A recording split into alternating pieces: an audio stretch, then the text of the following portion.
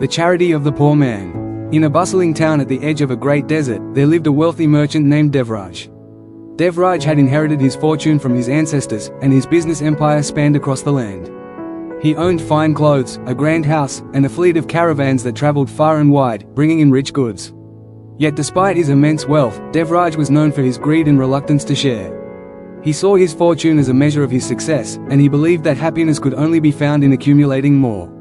On the other side of the town lived a poor man named Hari. Hari was a humble farmer, with a small piece of land that barely produced enough for his family. His home was modest, made of simple clay, and his clothes were worn. He had no riches to speak of, yet his heart was known throughout the village for its kindness and generosity. Hari would often share what little he had with those in need, whether it was food, a kind word, or a helping hand. One day, Devraj heard that Hari had given a portion of his meager harvest to a family in need. Curious and somewhat perplexed, Devraj decided to visit Hari and see for himself how a poor man could be so generous.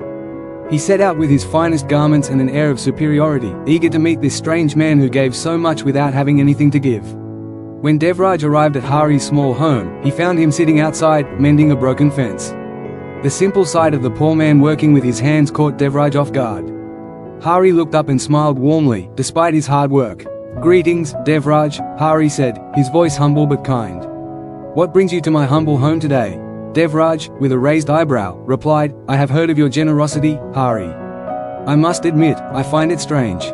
How can a man with so little give so much? Surely you must understand that true generosity comes from wealth, not from poverty. What could you possibly have to offer?" Hari looked thoughtfully at the wealthy merchant and then gestured to the small patch of land that surrounded his home. "You are right, Devraj. I do not have much material wealth. But I do have something that no amount of gold or jewels can buy, my heart. And it is from this heart that I give." Devraj scoffed. "But how can your heart give anything of value when you have so little?" "You see, I give generously to those who serve me, to those who can return the favor. My wealth allows me to support the town and make a difference." Hari smiled gently. "True generosity, Devraj, does not come from having more to give, but from the willingness to share whatever you have, no matter how little it may be. I give not to receive something in return, but because it brings peace to my soul to know that I have helped another."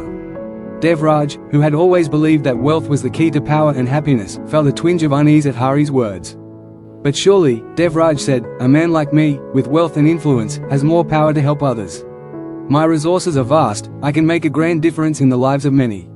Hari nodded but looked at Devraj with a knowing gaze. "It is true that you have many resources, but true generosity is not measured by the size of the gift, but by the spirit in which it is given.